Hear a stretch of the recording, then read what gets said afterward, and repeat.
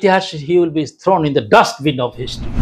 Sir ইতিহাস দিয়ে কি বর্তমানকে জাস্টিফাই করা যায়? অতখানি মনে করবেন না যে অতখানি বোকা আমরা পশ্চিমবঙ্গের মানুষ। বর্তমান পশ্চিমবঙ্গে অবাধ ও সুষ্ঠু ইলেকশন অসম্ভব। গোড়া, এই সর্বনাশের গোড়া প্রথম হচ্ছে এই হিংসা।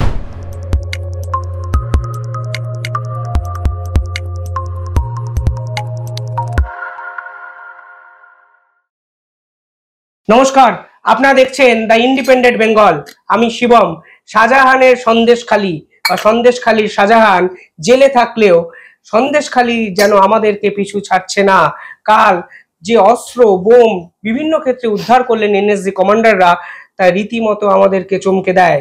এনএসজি কমান্ডারকে রাজ্যে আসতে হচ্ছে ভরা ইলেকশনের মরশুমে। কিভাবে দেখছেন পুরো বিষয়টা, এই নিয়ে কথা বলতে আমাদের সঙ্গে এই মুহূর্তে উপস্থিত আছেন ডাক্তার উপেন বিশ্বাস। স্যার, প্রথমে দ্য ইন্ডিপেন্ডেন্ট বেঙ্গলে স্বাগত।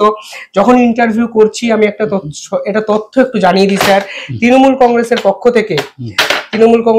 থেকে এনএসজি এই যে আন্দোলন হয়েছে, এনএসজি যে অস্ত্র অভিযান করেছে, তার বিরুদ্ধে ইলেকশন কমিশনকে কমপ্লেন করা হয়েছে। পুরো ঘটনাটা স্যার আপনি কোন দৃষ্টিভঙ্গিতে দেখছেন?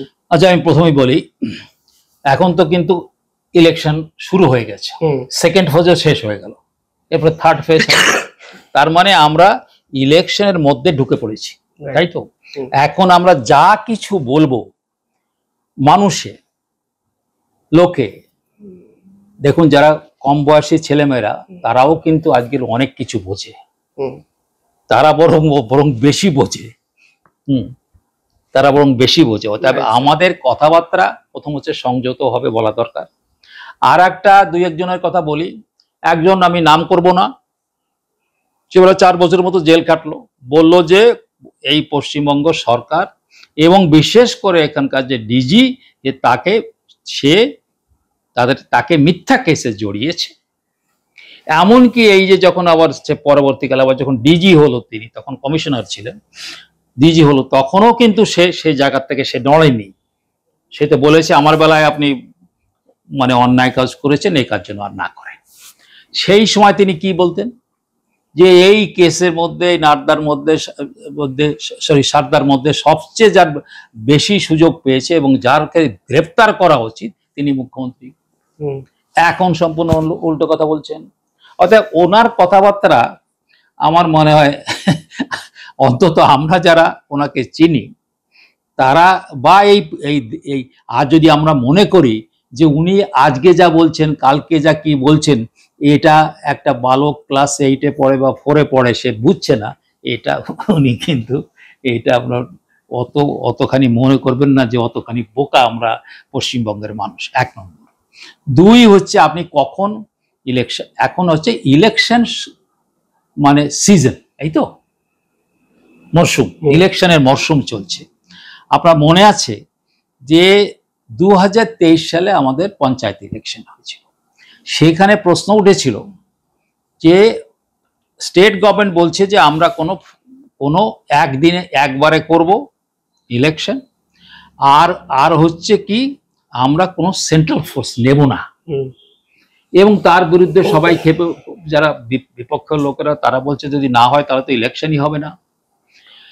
তারপরে সেই জিনিস হাইকোর্টে যায়, তারপরে সুপ্রিম কোর্ট যায়, এবং সুপ্রিম কোর্টে না, ওই যা হাইকোর্ট যা অর্ডার দিয়েছে ওটা পুরোপুরি এই সেন্ট্রাল ফোর্সকে দিতে হবেই। তখন কিন্তু সুপ্রিম কোর্টে একটা কথা উচ্চারণ হয়েছিল, সেই কথাটা ইংরেজি বলি তারপরে বাংলা করব। Conduct of polls can't be license to violence. এই যে তার বাংলা হচ্ছে নির্বাচন করানো হিংসার লাইসেন্স নয়, সুপ্রিম কোর্ট 21শে জুন 2023। এটা একটা মানে ল্যান্ডমার্ক কথাবার্তা, চিরকাল এটা কিন্তু স্বর্ণাক্ষরে লিখিত থাকবে যে এই যে আপনি ইলেকশন পরিচালনা করছেন, এখানে কে ইলেকশন পরিচালনা করছে? Election commission. কাকে নিয়ে করছে? রাজ্যকে নিয়ে, রাজ্য পুলিশ নিয়ে, রাজ্যের আমলাদের নিয়ে, সবকিছু নিয়ে। তারা সবাই যা কিছু হবে তারা সবাই দায়ী হবে। এইবার আসি আমি যে সন্দেশখালীতে বিদেশি রিভলভার, অন্যান্য আগ্নেয়াস্ত্র, বোমা ইত্যাদি যে ধরা পড়েছে, তার জন্য কে দায়ী হবে?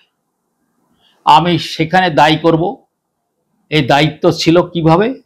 যে আমাদের যে ইলেকশন কমিশন বলেছিল যে এই সমস্ত যখন ইলেকশনের আগের থেকে এই সমস্ত জায়গায় রেড ফেড করে টোরে যাদের খারাপ জায়গা যে সেই সমস্ত জায়গাগুলো থেকে করা হবে, তাহলে পুলিশ দায়ী হবে, সেখানকার যে ওসি দায়ী, ওরা একদম স্পেসিফিক্যালি উনি বলেছিলেন, কিন্তু যেদিন প্রেস কনফারেন্স করে ওসি দায়ী হবে, সেখানকার এসপি দায়ী হবে, সেখানকার ডিএম দায়ী হবে। তা আমি বলবো যে এখন শুধু তাই না, তাই যদি হয় তাহলে মুখ্যমন্ত্রীও দায়ী হবে, এবং তাও যদি হয় তাহলে আপনি যিনি এই ইলেকশন করাচ্ছেন, তার মানে ইলেকশন কমিশন, আপনিও তো দায়ী। তাহলে আপনি এদেরকে নিয়ে যেটা করেছেন সেটা ফেল করে গেছে। তাহলে যদি কোনো কিছু ফেল করে তাহলে সবাই দায়ী হবে আর আপনি দায়ী হবেন না, এ তো কোনো যুক্তিযুক্ত কথা নয়।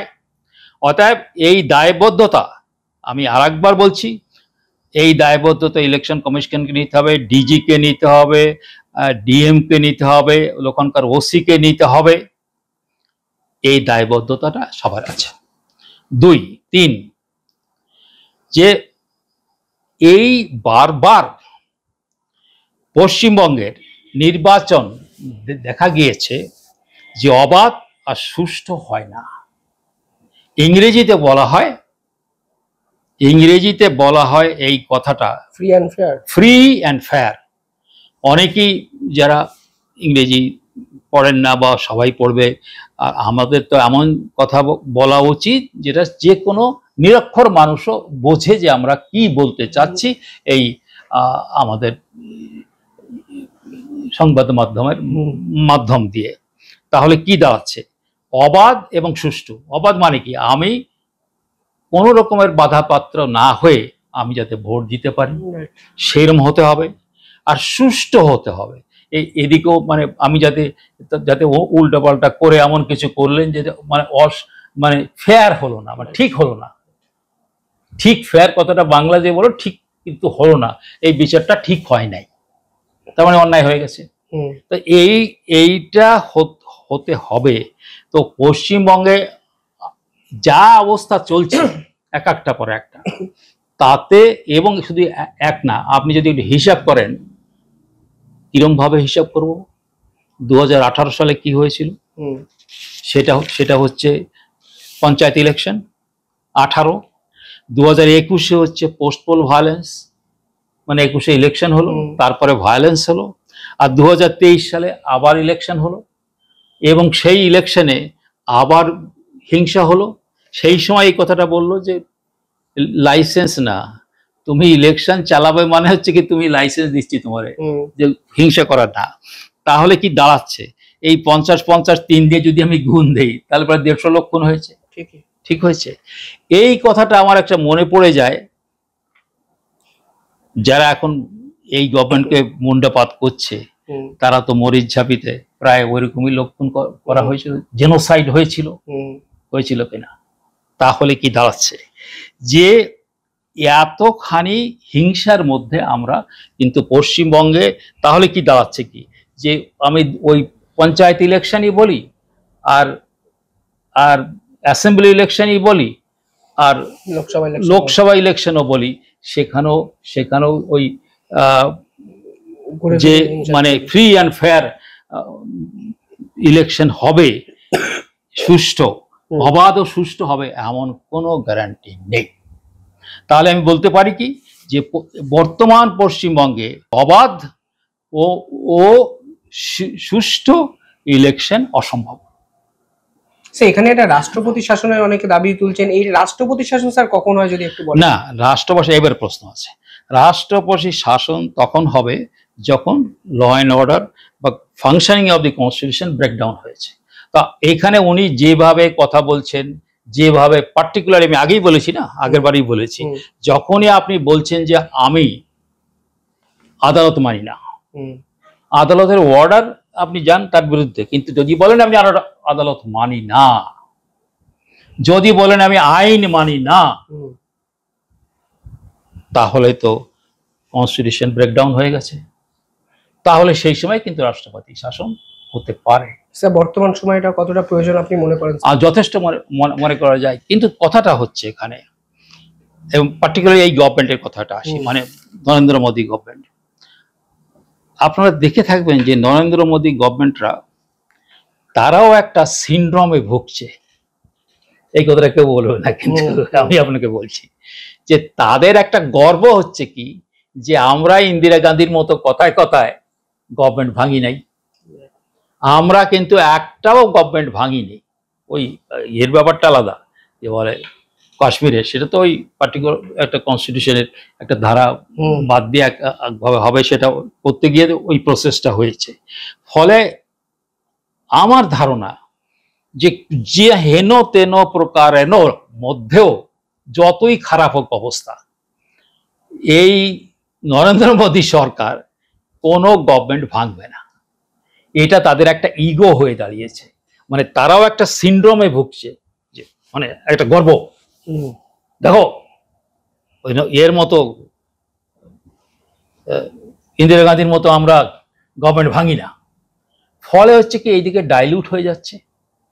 আর একটা হচ্ছে তারা রাজনৈতিক দিক থেকেও নিশ্চয়ই দেখছে যে আমরা যদি রাজনৈতিকভাবে এই সরকারকে বা এই পার্টিকে হারাতে না পারি, তাহলে এটা পরে ব্যাকফায়ার হয়ে যাবে। এই জন্যে এই ব্যবস্থা, এইরকম একটা অরাজকতা থাকলেও তারা এই পথে যাবে না। এবার আমি পরিষ্কারভাবে বলতে চাই, আমি আগেও একদিন বলেছিলাম, আপনি দেখে নিন, এই সবাই যারা দাবি টাবি করছে, ওই এখানকার যারা বিজেপির লোকেরা বা সিপিএম এর লোকেরা যারা দাবি দাবা করছে, দেখুন আরো যদি আপনি হিসাব করে দেখেন, আমি তো আগেই বললাম যে মরিচঝাপি জেনোসাইড একটা, তারপরে সাইবাড়ি, তারপরে এই যে মংসদের ইয়েতে পুড়িয়ে মারা, তাদেরও তো ইতিহাসটা খারাপ আছে, তাদেরও তো হাতে রক্ত। মরিচঝাপি জেনোসাইড তো রয়েছে, সাইবাড়ি তো তাদের হাতে রয়েছে। অতএব আমি দেখতে পাচ্ছি যে ওয়ান ভার্সেস দি আদার। আমি হিসাব করে দেখেছিলাম 150 হচ্ছে এখানে মৃত্যু হয়েছে, ওইরকম 150 খালি এতেই মরিচঝাপিতেই গিয়েছে। তারপরে এই মংসদের, মানে যারা সন্ন্যাসী, ইতিহাস দিয়ে কি বর্তমানকে জাস্টিফাই করা যায়?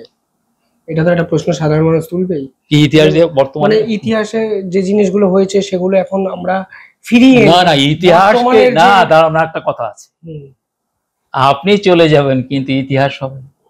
ইতিহাস দিয়েই তো আমরা এই পৃথিবী চলছে। ইতিহাসে যদি আমরা না বুঝতে পারতাম যে এই জিনিসটি অন্যায়, তাহলে আইন কি করে তৈরি হবে?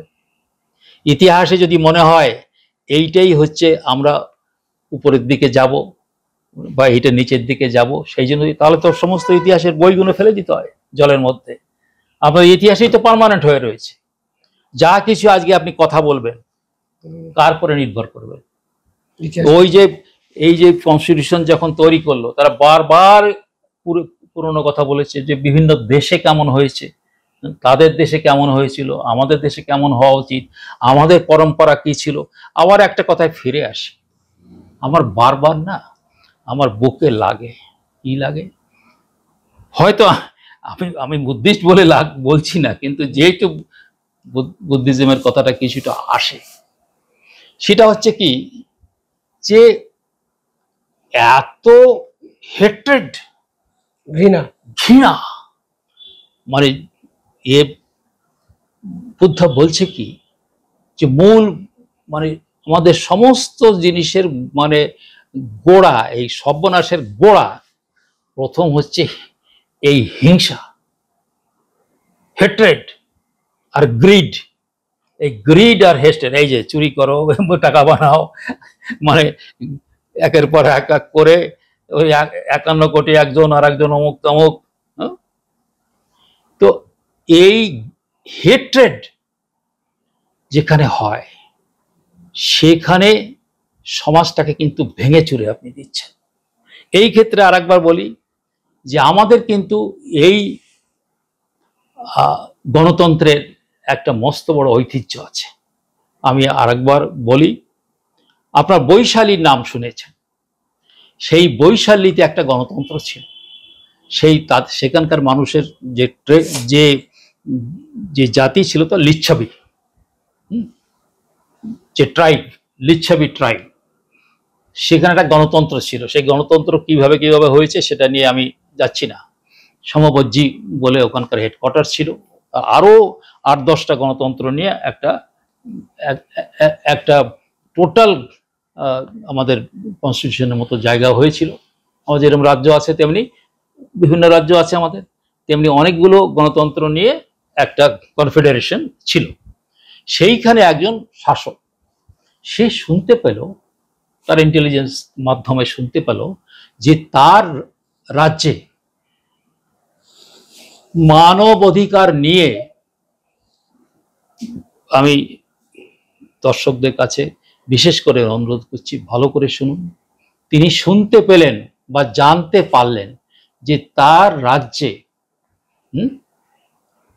মানবাধিকার নিয়ে বিতর্ক হচ্ছে। মানে মানবাধিকার লঙ্ঘন হয়েছে কিনা তা কেউ বলছে না, কিন্তু মানবাধিকার নিয়ে বিতর্ক হচ্ছে, তার মানে লঙ্ঘনের দিকে কথা না হলে বিতর্ক হবে কেন? এই যে উনি শুনলেন, তিনি বললেন আমি ইস্তফা দিলাম আজকে। গিয়ে ওনার তখন খুব কম বয়স,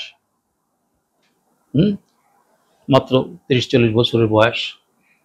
তখন উনি বললেন কি, আমি আজকের থেকে আর রাষ্ট্রপ্রধান থাকলাম না। তিনি একজন সাধারণ কৃষক হয়ে সারা জীবন যাপন করলেন। এই হচ্ছে আমাদের মহান মানে গণতন্ত্রের ঐতিহ্য। এবং বলা হয় যে এই যে গণতন্ত্র বৈশালীর, এটা পৃথিবীর মধ্যে প্রথমও হতে পারে, অথবা প্রথম যে সমস্ত গণতন্ত্রের যেরকম গ্রিসে ওরকমই হয়। তো সেই গণতন্ত্রের মানুষ আমরা। এই তো ইতিহাস, তার ইতিহাসকে বাদ দিলে আপনার কিভাবে মনে হয় যে বাংলার মুখ্যমন্ত্রীকে ইতিহাস কিভাবে মনে রাখবে এত কিছু দেখার পর? না, ইতিহাস he will be thrown in the dustbin of history. আবর্জনাতে ফেলে দেবেন, আবর্জনায় ফেলে। আমি এর সম্বন্ধে কোনো একটু আমার দ্বিধা নেই, কেন উনি যা যা করে গেলেন, এই মানুষ খুনগুনো থেকে আরম্ভ করে, আপনি যখন মানেন না কিছু, আর যে সমস্ত কুৎসিত কথা আপনি ব্যবহার করছেন, আমি কি লিখবো, কি ইতিহাস লিখবো আপনার সম্বন্ধে বলেন? হয় লিখতে হলে কালো কালি দিয়ে লিখতে হয়, আর না হয় লিখতে হয় না, তার মানে লেখা হয় না। ডাস্টবিন অফ হিস্ট্রি মানে হয় কি, ও নিয়ে কোনো লেখা হবে না। আর যদি লেখা হয় তাহলে তো ভালো কথা লেখা থাকবে না। আজকে হয়তো কেউ কথা বলছে না, এরকম কোনো কথা হয় যে একটা লোক আপনার দলে থাকলো না, 50টা কেস হয়ে গেল, আবার যখন আপনার দলে ফিরে আসলো কোনো কেস নেই। হাস্যস্কর হয়ে গেছে না? পুরো সরকারের মানে সিস্টেমটা, মানে স্টেটের যে সিস্টেম, সেই সিস্টেমটা তো এই কনস্টিটিউশন নিয়েই তো সিস্টেমটা তৈরি হয়। তাহলে সেই সিস্টেমটা তো ফেল করে গেল। সিস্টেম তো খালি কাগজে লেখা রয়েছে ভাই, এটাকে তো ইমপ্লিমেন্ট করতে হবে নাকি, বাস্তবে রুজু করতে হবে। তাহলে বাস্তব দিয়ে কি করতে হয়, একটা আইন বানাতে হয় না? তো আইন অনুযায়ী কাজ করবেন তো আপনি, নাকি? আইন মানেন না বলছেন তো আপনি নিজে করলেন, যে লোকটা আপনার পার্টিতে থাকলো না 15টা কেস হয়ে গেল, আবার পার্টিতে যখন আসলো তখন নো কেস, আবার যখন পার্টি থেকে চলে গেলেন 40টা কেস হয়ে গেল। ওই যে কি বলছেন যে কার সম্বন্ধে কতটা কেস হয়েছে তা লিখতে গিয়ে জায়গা পাচ্ছেন। আচ্ছা, এর কি ইতিহাস হবে? আপনি আমাকে বলেন, আপনি কি ইতিহাস লিখবেন? What kind of history are going to right? এবং তাকেও যদি এইরকম একটা ব্যক্তিকে আপনি নিজে লেখেন, তো নিজেও তো লিখতে পারবেন না। আর এই মানুষগুলো যে মরলো, তার জবাব সে জবাব যেরকম ওদেরও দিতে হবে, মরিচঝাপি জেনোসাইড, তেমনি আপনাকেও দিতে হবে। কি দরকার? আপনার নিজের লোকেরা মরলো, নিজেদের। এই যে লাস্ট যে পঞ্চায়েত ইলেকশন হলো, সেখানে তো তৃণমূলের লোকেরা বেশি মরেছে। কেন মরেছে? মানে তারা মানে না আপনার কথা, কারণ কে হবে প্রধান, কে হবে না। ভাবলে অবাক লাগে, হাসতে হাসতে কত সত্য কথা, কঠিন কথা বলে ফেললেন ডাক্তার উপেন বিশ্বাস। বলেন ইতিহাস লেখা হলে এই মুখ্যমন্ত্রীকে হয়তো আবর্জনাতে ছুঁড়ে ফেলে দেওয়া হবে। সত্যি তো, কি লিখবেন ইতিহাসে? কালো কালি দিয়ে মানুষ খুনের ইতিহাস, নাকি একাধিক জটিলতা, একাধিক বিতর্কের ইতিহাস? এই প্রশ্ন বাংলার মানুষের জন্য আজ থাকলো। ভিডিও কমেন্টে আপনারা জানবেন আপনারা কি ভাবছেন এই ইতিহাস নিয়ে। আমারও একটা কথা আছে যে তুমি উপেন বিশ্বাস বলার কে, আমি সাধারণ নাগরিক ধরে নিন আমাকে। কিন্তু আপনারা যারা আসেন আমাদের দু কথা আপনারা মানুষকে জানানোর জন্য বলেন, আমরা যদি সত্যি কথা না বলি আর আমরা যদি দৃঢ় কথাটা মানুষকে না বলি তাহলে সেটাও একটা অন্যায়। ঠিক। এই তথাকথিত যে বুদ্ধিজীবীরা তারা যদি আজকে প্রতিবাদ না করে, যিনি একজন কবি, কবি মানে কি? কবি মানে হচ্ছে সে অন্যায়ের বিরুদ্ধে কথা বলবে। A poet is a rebel. Poet is a rebel. আমার আজকে 83 বছর বয়স হয়ে 84 বছর বয়সের মধ্যে আমি পড়লাম। আজকে আছি, আমি কালকে নেই। আমি যদি আজকে আমার কাছে কেউ কোনো কথা জিজ্ঞেস করে, আপনি বলুন বা আর একজনই বলুন, আমি যদি মনে করি যুক্তি তর্ক দিয়ে যেটা বলা উচিত তাই যদি না বলি তাহলে আমি কি নিয়ে মরবো? প্রণাম। সত্যি অদ্ভুত এক আবেগময় কথা দিয়ে শেষ হলো ইন্টারভিউ। কি বলবেন? যদি সত্য কথাকে সত্যভাবে বলতেই না পারি তাহলে মরার পর কি রেখে যাব আমরা? মানুষের মৃত্যু আয়ুতে নয় কল্যাণপুত কর্মে বলে গেছিলেন কেউ না কেউ। দেখতে থাকুন দ্য ইন্ডিপেন্ডেন্ট বেঙ্গল। অসংখ্য ধন্যবাদ স্যার, ধন্যবাদ আপনাদেরও।